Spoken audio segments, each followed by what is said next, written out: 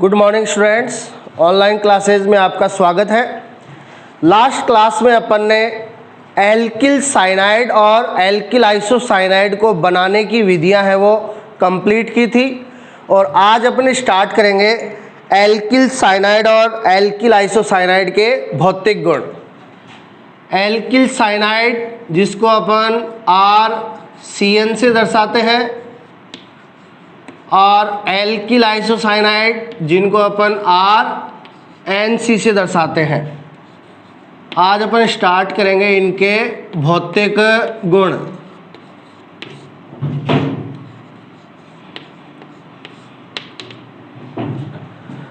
अब देखिए, भौतिक गुणों में सबसे पहले अपन करेंगे इनकी भौतिक अवस्था।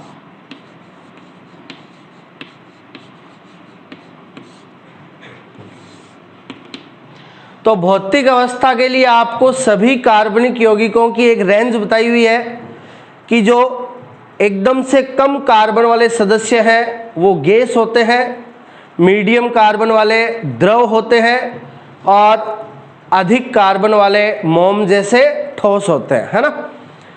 तो देखिए, इनके अंदर जो मेथिल आइसोसाइनाइड है,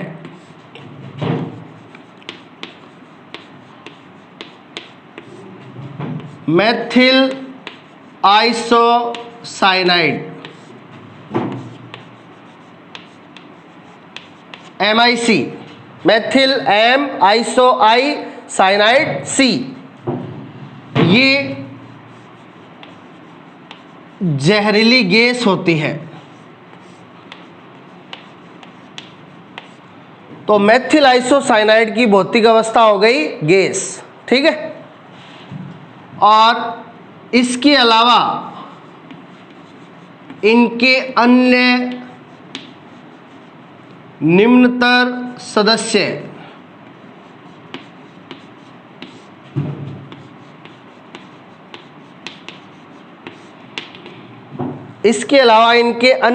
सदस्य हैं वो द्रव होते हैं, उनकी भौतिक अवस्था होती है द्रव।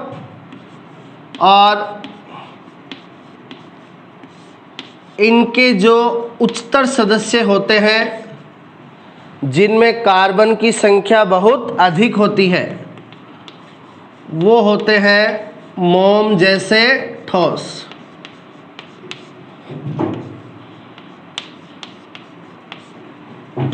ठीक है, तो ये इनकी भौतिक अवस्था का सिस्टम होता है।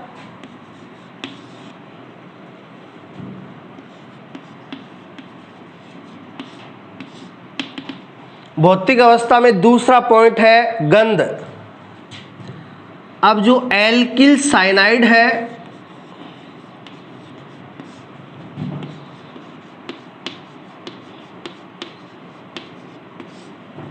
एल्किल साइनाइड है वो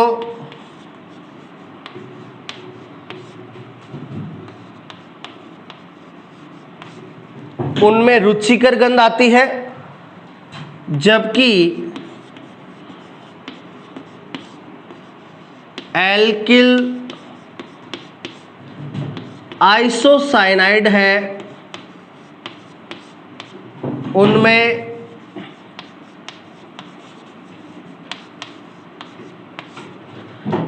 अरुचिकर गंध आती है।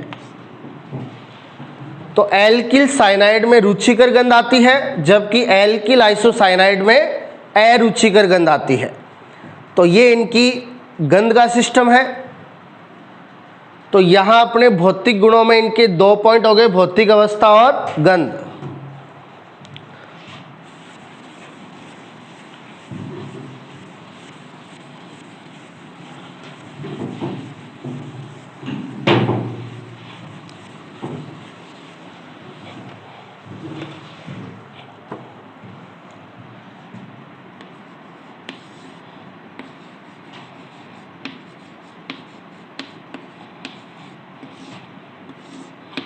भौतिक अवस्था में तीसरा पॉइंट है क्वथनांक। अब जो क्वथनांक के जो मान है वो डिपेंड करते हैं दो अणुओं के मध्य उपस्थित अंतराण्विक आकर्षण बल पे, यानी दो अणुओं के मध्य आकर्षण बल अधिक होगा तो क्वथनांक के मान भी अधिक होंगे। ठीक है, तो देखिए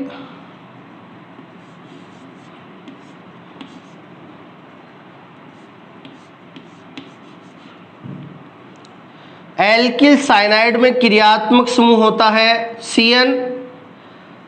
अब अपन को पता है नाइट्रोजन की विद्युत ऋणता कार्बन से अधिक होती है, कार्बन की होती है 2.5 और नाइट्रोजन की होती है 3। इसलिए कार्बन पे होता है आंशिक धनावेश और नाइट्रोजन पे होता है आंशिक ऋणावेश। ठीक है,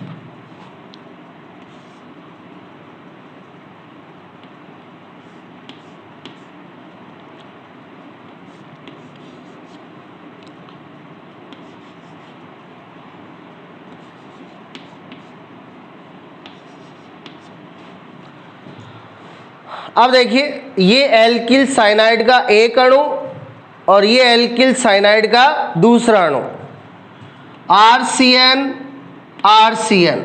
ठीक है, अब ये इसका ध्रुवीय साइनाइड समूह है और ये इसका ध्रुवीय साइनाइड समूह है। तो इधर वाले के साइनाइड का माइनस इधर वाले के साइनाइड के प्लस को क्या करेगा, आकर्षित करेगा, और दो ध्रुवों के मध्य लगने वाला आकर्षण बल होता है द्विध्रुव आकर्षण बल।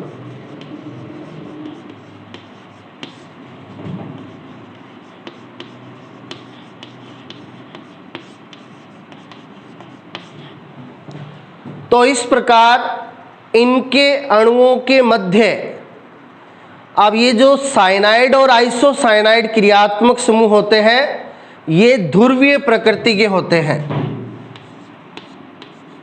साइनाइड और आइसोसाइनाइड ये दोनों क्रियात्मक समूह कैसे होते हैं, ध्रुवीय प्रकृति के होते हैं। इसलिए इनके अणुओं के मध्य पाया जाता है द्विध्रुव आकर्षण बल।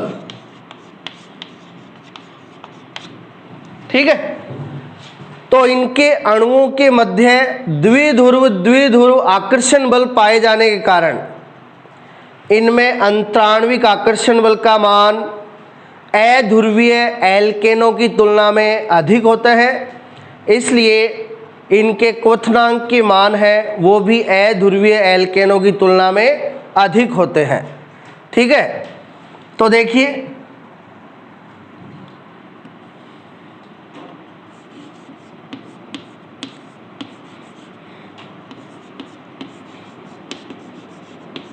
ये एल्किल साइनाइड और एल्किल आइसोसाइनाइड, इनके क्वथनांक के मान ये है RH यानी एल्केन। अब एल्केन है ये होते हैं हाइड्रोकार्बन। एल्केन क्या होते हैं, हाइड्रोकार्बन होते हैं। इनमें केवल कार्बन और हाइड्रोजन पाए जाते हैं। अब कार्बन और हाइड्रोजन की विद्युत ऋणता लगभग समान होती है, इसलिए एल्केन होते हैं अध्रुवीय प्रकृति के। तो एल्केन अध्रुवीय प्रकृति के होने के कारण इनमें अंतराण्विक आकर्षण बल का मान बहुत ही कम होता है, जबकि एल्किल साइनाइड और एल्किल आइसोसाइनाइड में इस प्रकार से पाया जाता है द्विध्रुव आकर्षण बल। इसलिए एल्किल साइनाइड और एल्किल आइसोसाइनाइड के जो क्वथनांक के मान है वो अध्रुवीय एल्केनों की तुलना में अधिक होते हैं। ठीक है, अब देखिए यदि अपन बात करें एल्किल साइनाइड और एल्किल आइसोसाइनाइड की आपस में, कि एल्किल साइनाइड और एल्किल आइसोसाइनाइड में किसका क्वथनांक है वो अधिक होगा। तो देखिए जो एल्किल साइनाइड है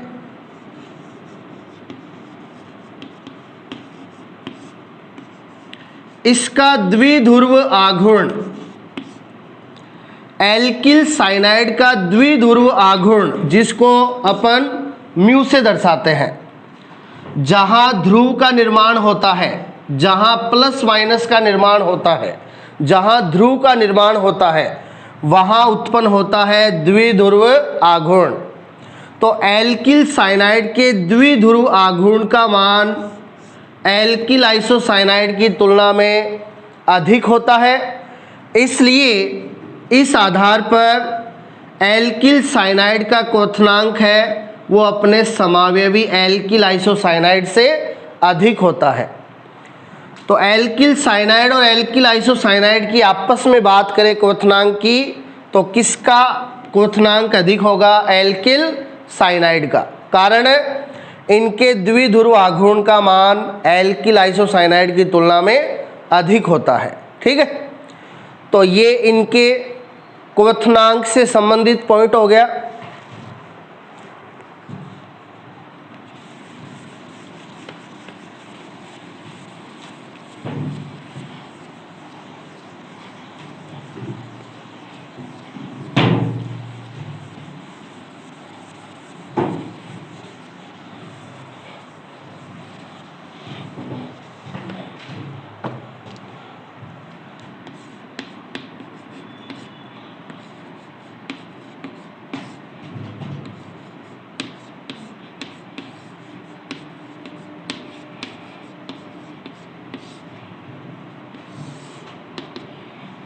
अगला पॉइंट है जल में विलयता। अब अपन को पता है कार्बनिक यौगिकों की जो जल में विलयता है वो डिपेंड करती है हाइड्रोजन बॉन्ड पे,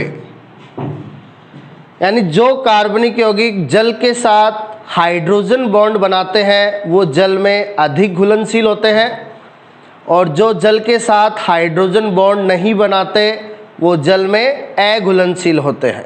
ठीक है, तो देखिए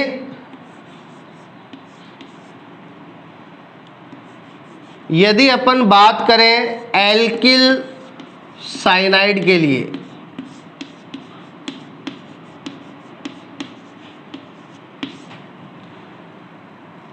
तो एल्किल साइनाइड में क्रियात्मक समूह होता है CN। ये अपन ने ले लिया जल का अणु,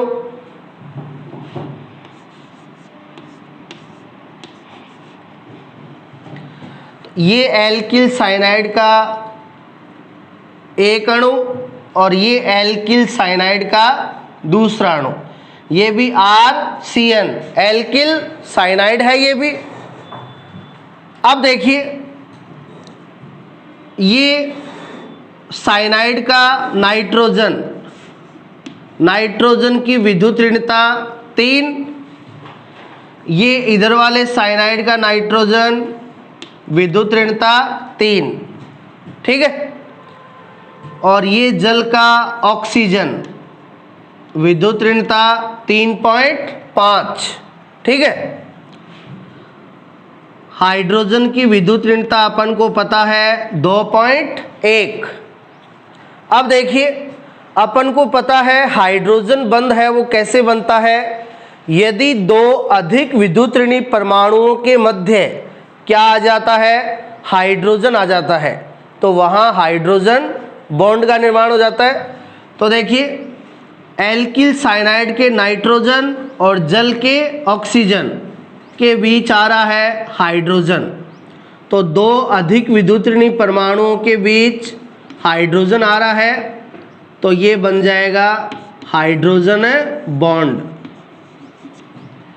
इधर भी जल का ऑक्सीजन, एल्किल साइनाइड का नाइट्रोजन, बीच में आ रहा है हाइड्रोजन, तो ये भी बन जाएगा हाइड्रोजन बॉन्ड।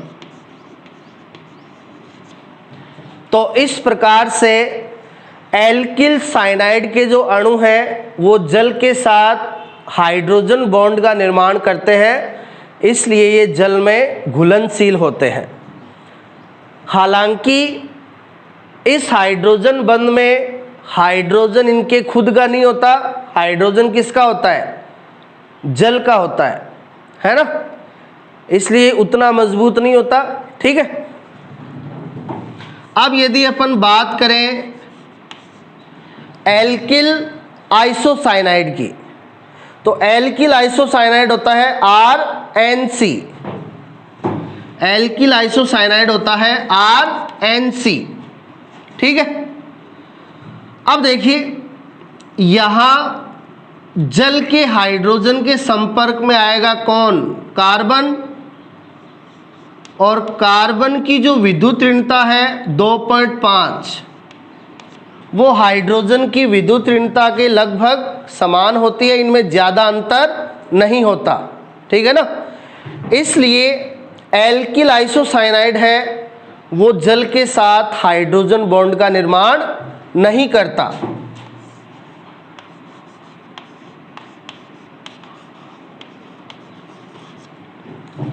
तो एल्किल साइनाइड है वो जल के साथ हाइड्रोजन बॉन्ड का निर्माण करता है, जबकि एल्किल आइसोसाइनाइड जल के साथ हाइड्रोजन बॉन्ड का निर्माण नहीं करता।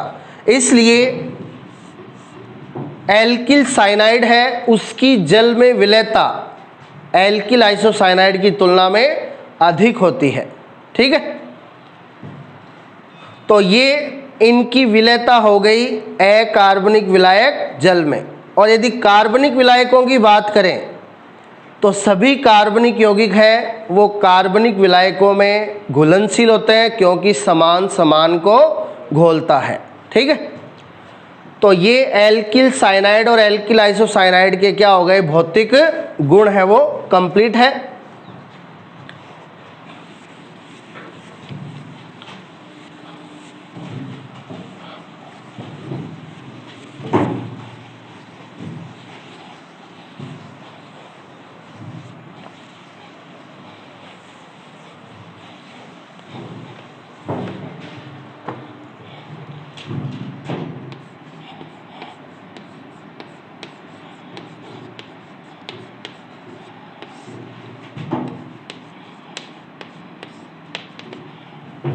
अब देखिए, अब अपन करेंगे एल्किल साइनाइड और एल्किल आइसोसाइनाइड के रासायनिक गुण।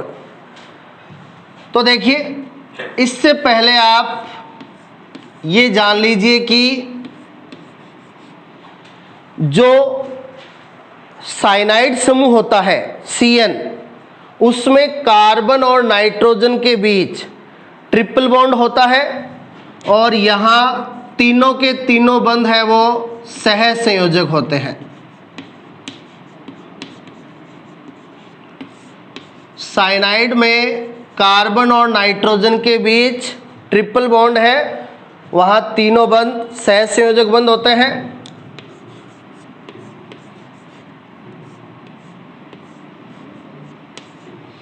जबकि एल्किल आइसोसाइनाइड में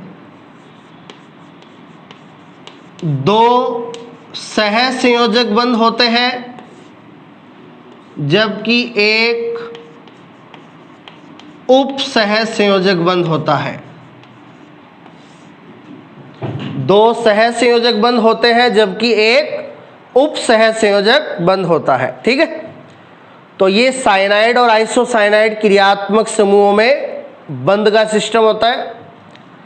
अब इनका जो पहला रासायनिक गुण है वो है जल अपघटन।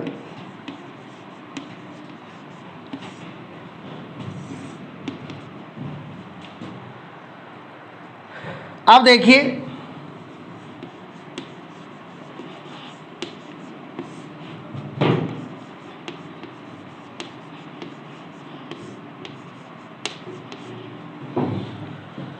पहले अपन अम्लीय माध्यम में जल अपघटन कराएंगे।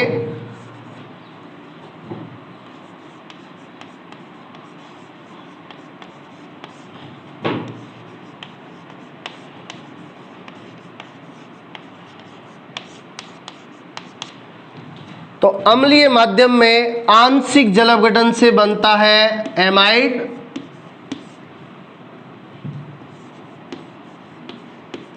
जबकि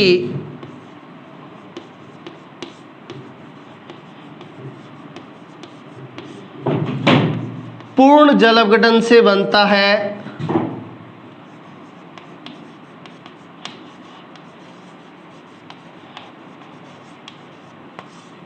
कार्बोक्सिलिक अम्ल प्लस अमोनिया।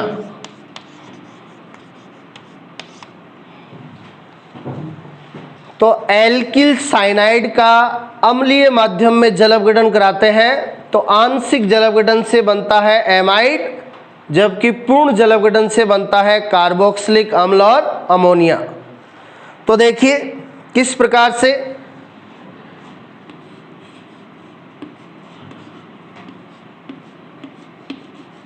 ये अपन ने ले लिया एल्किल साइनाइड,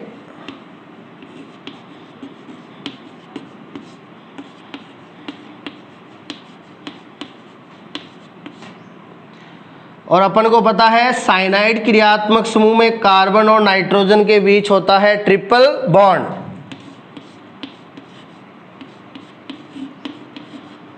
पहले अपन जल का एक अणु लेंगे और माध्यम कैसा है, अम्लीय, तो H+ का मतलब अम्लीय माध्यम।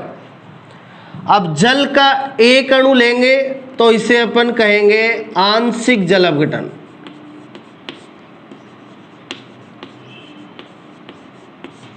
तो एल्किल साइनाइड की क्रिया जल के एक अणु से कराएंगे तो इसे आंशिक जल अपघटन कहेंगे, और आंशिक जल अपघटन से क्या बनेगा, एमाइड बनेगा। तो देखिए किस प्रकार बनेगा, यहाँ कार्बन और नाइट्रोजन के बीच ट्रिपल बॉन्ड है, और कार्बन और नाइट्रोजन में विद्युत ऋणता किसकी ज़्यादा होती है, नाइट्रोजन की। तो इस ट्रिपल बॉन्ड के पाई इलेक्ट्रॉन ले लेगा नाइट्रोजन, N पे माइनस, C पे प्लस। अब जल का H+ है वो N- से, OH- है वो C+ से, तो R C+ से जुड़ गया OH-, ट्रिपल बॉन्ड बदल गया डबल बॉन्ड में, N- और H+ NH, ये बन गया। अब यहाँ पे डबल बॉन्ड के इलेक्ट्रॉन फिर से लेगा कौन, नाइट्रोजन, नाइट्रोजन पे आ जाएगा माइनस, कार्बन पे प्लस। अब इस कार्बन के प्लस को उदासीन करेगा OH का हाइड्रोजन, OH का हाइड्रोजन अपने इलेक्ट्रॉन दे देगा यहाँ पे, जिससे कार्बन का प्लस उदासीन हो जाएगा और कार्बन और ऑक्सीजन के बीच हो जाएगा डबल बॉन्ड, और ये हाइड्रोजन चला जाएगा H+ के रूप में, और ये H+ है वो जुड़ जाएगा NH- से। तो अपन को प्राप्त होगा R, कार्बन और ऑक्सीजन के बीच क्या हो गया, डबल बॉन्ड, इधर डबल बॉन्ड किसमें बदल गया, सिंगल बॉन्ड में, NH- और H+ NH2। तो इस प्रकार ये प्राप्त हो गया RC+O NH2, ये है एमाइड। तो एल्किल साइनाइड की क्रिया जल के एक अणु से करवाई तो आंशिक जल अपघटन द्वारा प्राप्त हो गया एमाइड, ठीक है। अब यदि अपन यहाँ पे करवा दें पूर्ण जल अपघटन, यानी यहाँ डाल दें जल का दूसरा अणु, तो जल का दूसरा अणु डालते ही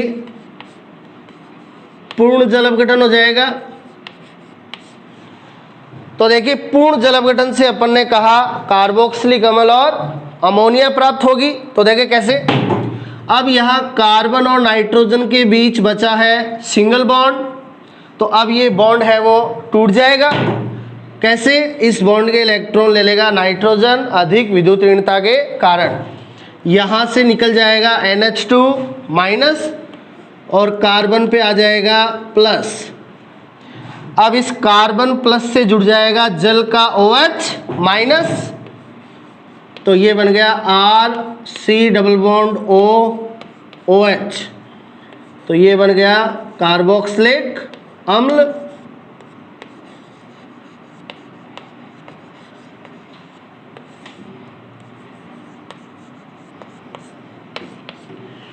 और NH2 माइनस और जल का H प्लस, तो ये साथ में बन गए NH3 अमोनिया। तो इस प्रकार एल्किल साइनाइड का अम्लीय माध्यम में जल अपघटन कराते हैं तो आंशिक जल अपघटन से एमाइड प्राप्त होता है, जबकि पूर्ण जल अपघटन से कार्बोक्सिलिक अम्ल और अमोनिया प्राप्त होते हैं।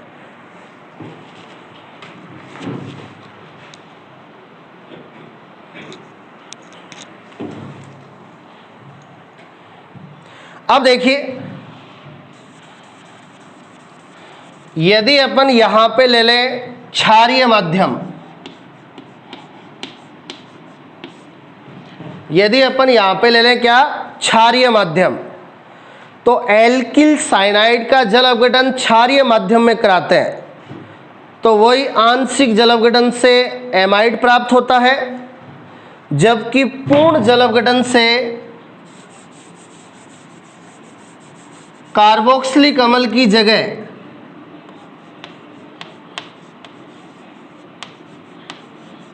सोडियम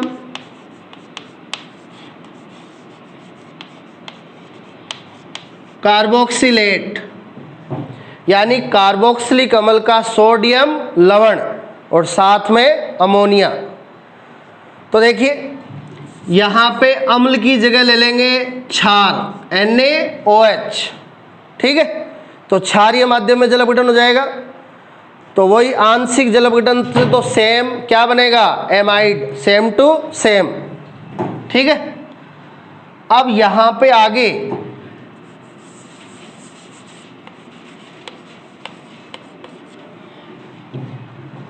यहां पे क्षार NaOH के साथ कार्बोक्सिलिक अम्ल की जगह बनेगा कार्बोक्सिलिक अम्ल का सोडियम लवण, सोडियम कार्बोक्सिलेट,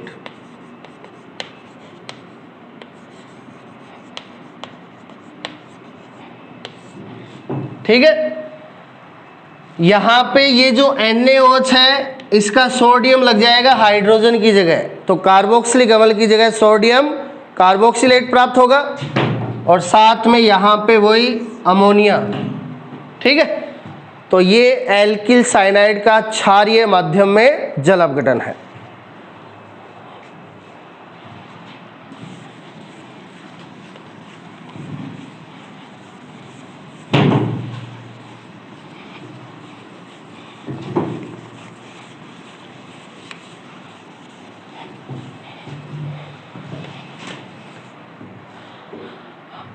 तो ये तो था एल्किल साइनाइड का जल अपघटन।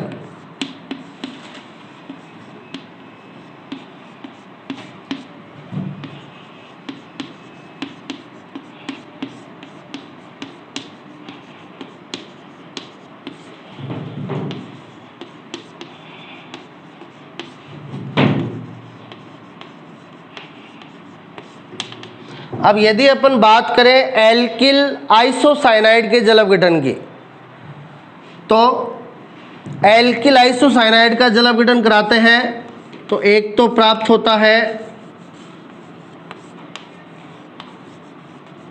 फॉर्मिक अम्ल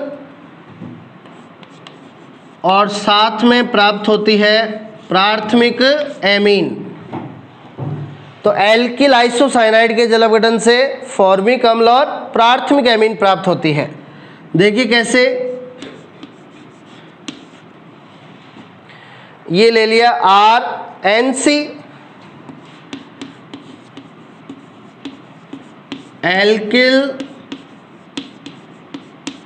आइसोसाइनाइड, ठीक है। जल अपघटन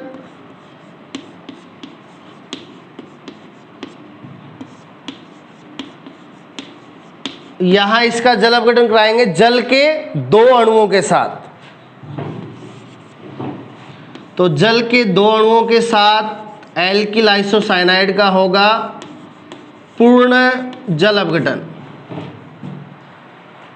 तो देखिए ये जो एल्किल आइसोसाइनाइड का कार्बन है ये ले जाएगा जल, दो जल के अणुओं के दो OH, तो एक कार्बन दो OH, ये बना लेंगे फॉर्मिक अम्ल। देखो एक कार्बन हो गया, दो OH में दो हाइड्रोजन और दो ऑक्सीजन, तो ये बना लेंगे फॉर्मिक अम्ल।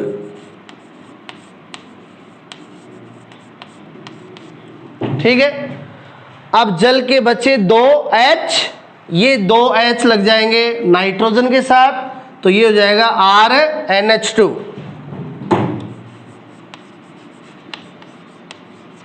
और RNH2 होता है प्राथमिक एमीन। इस प्रकार एल्किल आइसोसाइनाइड का दो जल के अणुओं के साथ जल अपघटन कराते हैं तो फॉर्मिक अम्ल और प्राथमिक एमीन है वो प्राप्त होता है। तो ये एल्किल साइनाइड और एल्किल आइसोसाइनाइड का पहला रासायनिक गुण था जल अपघटन, जो कि काफ़ी इंपॉर्टेंट है, तो इसको ध्यान से देखिएगा। आगे के रासायनिक गुण अपन स्टार्ट करेंगे नेक्स्ट क्लास में। Thank you.